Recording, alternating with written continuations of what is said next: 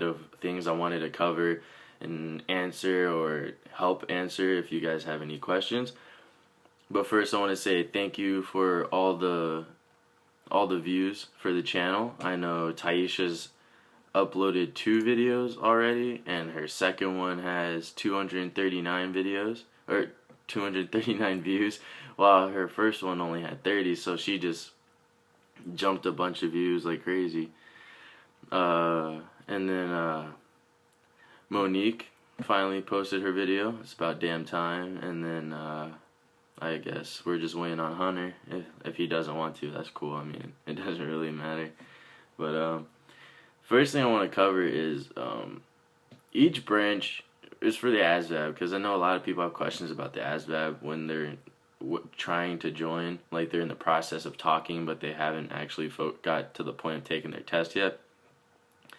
When you go to take your test, each branch is different. Like, each branch will take different course or parts of it. You all take the ASVAB, but then there's additional tests that go with it that are branch specific. So, like Army takes more than an Air Force, I think, but then the Air Force scoring is different. So I saw someone that posted a comment on Taisha's video. They said, "Oh hey," or they didn't say, "Oh hey," they're like, "A 65. I didn't know that was even a passing score." Yeah, you don't have to score high at all to get in the Army. I'm not trying to like bad talk the Army. I mean, I have respect for all the branches and everything like that, but it's like, it doesn't take much to get into any of the branches anyway. Like, honestly, I think you could take the ASVAB for any branch, hit A or the first choice of every single, or first answer of every question, and still get a high enough score to pass. Because it's, I think it's like 200 questions. I'm pretty sure you can just hit the first choice you see and you will pass. So, I mean, it's not that hard. I think the Army, you need an 18 to get in. And then the Air Force is a 34, I believe. And then I'm not sure about Marine and Coast Guard. I didn't really pay attention to those two. Mainly because there's only like 4 Marines and maybe 2 Coast Guard at meps, so I didn't really get to talk to them because they're off doing their own thing. There was only 4 Air Force when I went to meps, so I mean, I was a small group too. And then Army and Navy were just, there's thousands of them. Not really, there's like, combined, there's probably like 100 plus of them. There are a lot of you guys there. But I know a lot of people aren't really interested in the Air Force, and it's just because everyone's joining the Army or Marine or hell, even Coast Guard, because they want to stay in the States. I mean, that's fine too. Whatever branch you want to join is obviously your decision, your reasoning, and whatever suits you suits you. So I mean, like, go for it, I guess. Do what you have to. But for me, we're going back to the process of getting, or after you take your test. You take your test, and then some people said they had to wait for their score. I know after I took my test, I contacted my recruiter, and then she said, "Okay, I'll call you when I get your score." Excuse me. And then she got an email. She called me when I was driving back from MEPS. My MEPS is at Fort Lee, and that's about 100 miles from where I live, so it was a good 2.5, 3 hour drive, depending on traffic. And so I was driving back, and I got a phone call, so I answered, and you're not supposed to talk on the phone and drive, but I had to pick it up. And then I got my score like an hour after I took my test. So, I mean, I guess it varies depending on if your recruiter's busy, if MEPS is busy and they can't send it out yet, or it's just a whole bunch of variables that could determine whether you get your score quick or not. In reality, it doesn't really matter how fast you get it, because it still takes time to process papers and then send you back to MEPS to go through processing and all your physical crap, which is horrible. Well, it's not horrible. It's just you wake up early, you're tired, and then you're with a bunch of people, and then you're sitting there, and you're getting touched, and you have to do all these weird walks and stuff to make sure you're flexible and not flat-footed. It's just a whole process that's kind of annoying, but is necessary. But then yeah, so you pick your jobs when you go back to MEPS. So your score only really matters then, because then you see the list of jobs that are available for what you scored. And then so I know I was mainly interested in mechanics. So my recruiter, she didn't show me any of the other stuff. She showed me strictly mechanics and or mechanical positions. And so I had a decent sized list. I didn't score too high. I'm not the smartest guy. That's no it's not like a big secret. I'm not smart at all. So I ended up she showed me she actually showed me a list at the station, and then it was really really small. And then when I got to MEPS, I had like 3 papers full of jobs. I was like, what? So I read through them, and you can ask you can ask questions like, what's this job, and stuff like that. So I picked my top 10. I threw security forces in there. I think that was 5. And then my job that I have it's NDI, non-destructive inspections. That was like my 4th choice. My first choice was aircraft structural maintenance, but I didn't get it sadly. But oh well. And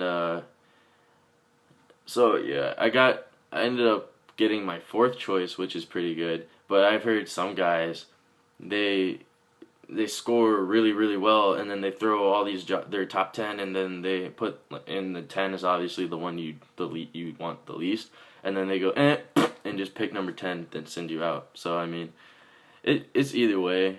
I mean, it's kind of like a dream sheet. Like you want the top one, but more than likely you're getting something in the middle.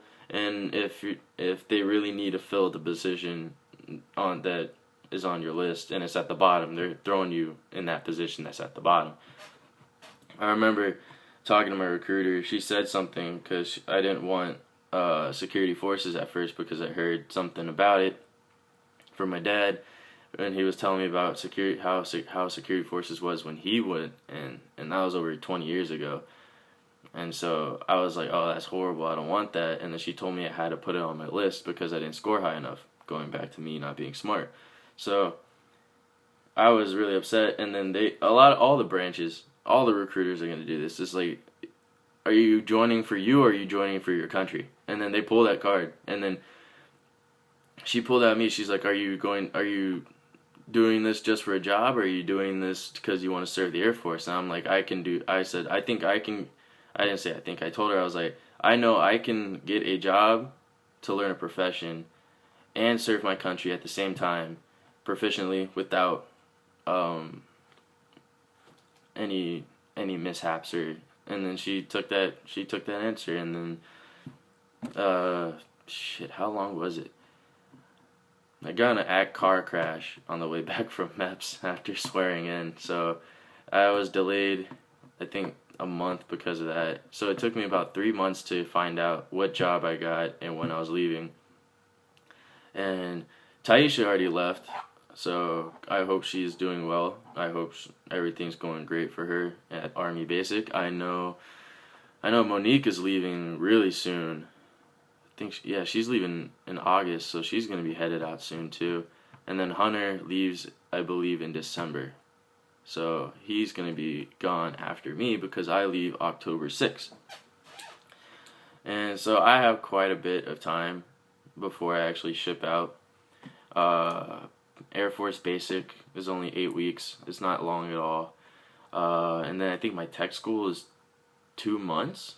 So I mean, I'm not going to be gone long at all. It's just going to be, basic's going to suck. It's going to be waking up early as fuck, getting yelled at, and then learning, and then they just pretty much drill in military history in you for 8 weeks, and you take a test and you go. And then in tech school, I'm learning my job, which I actually talked to a person, and she has the same job that I have. She just graduated from tech school, so she came back from for RAP, which is Recruiter Assistance Program. And then my recruiter called me. She's like, "Hey Dave, I found there's this airman just graduated from tech school. She has the same job as you. You want to come in and talk to her, find more?" and I asked her some questions, but it wasn't really like helpful at all. I didn't find out much because she didn't have much hands-on experience. It was more just classroom experience. And honestly, if I wanted to find out any of that information, I can just look it up on the website, or I can just look it up on any other website besides airforce.com. So it wasn't really too helpful. It was helpful in the sense that it's like it was nice to actually talk to someone that just went through the schooling, so I got to know how that was gonna go. But other than that, she was just like, oh, you get to go to Pensacola, and so that's nice because when you're not studying, you can just go swim. Or I'm like, I don't really care about that. I rather care about my job instead of swimming. It's like she was going all over the place like I do in my videos when she needs to bring it back down here at a point. But anyway, like a conclusion, I guess, is you don't really know how your ASVAB's going to go. It's like you don't. A lot of people think of it as a schooling test, where it's like, in a way, it is kind of like a schooling test. But if you get like a 60 for an ASVAB, a 60 depending on your branch is good. You open a good amount of jobs. In school, 60 is a D. So then it's like, oh, I got a D. That's not how it is. Like I said, like I believe the Army minimum for the ASVAB is a 18, and then the Air Force is a 34. Those are pretty low scores considering from a 200-point test, but then obviously not each question is 1 point. So it's just variables, and then the test is mainly it's like you know it or you don't. It's either you learned it in high school or you didn't. And so as long as you take your time on each question, but don't take too much time, then you'll be straight. You won't run out of time. I think like some of them are like you have the sections 20 questions, and then they give you 16 minutes, but then most of them you can blow through in like 3 minutes because it's just that it's like it's either easier. It's not. I know a lot of people were messing up on circuits, and where they'll show you all these circuits, and then you have to show which circuit connects to which from the wires, and a lot of people are messing up on that. I don't know why. It's just follow the line, but it's just one of those things where you can't be prepared. I mean, you can try to. You can get like the ASVAB handbook and study your ass off, but it's not gonna affect a little bit. It may boost your score up by like 5 points, but it's not gonna be something that you can sit down and study for like a SAT or something like that. So I mean, the main thing is just when you get to the point in your recruiting process where you're gonna talk to a recruiter, or when you're gonna go take your ASVAB, just take your time. Just make sure you answer everything to the best of your ability. Don't try to force it. Don't try to be the first guy to finish or first girl to finish. It's just take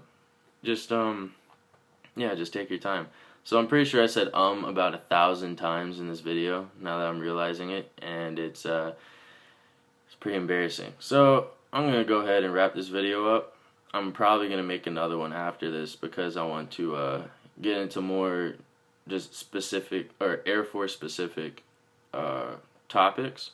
Instead of trying to reach to everybody, I want to narrow it back down to Air Force, which is what I know, I know because I'm going through the process currently. I have no idea about Navy and Army and all those other branches because that's not me.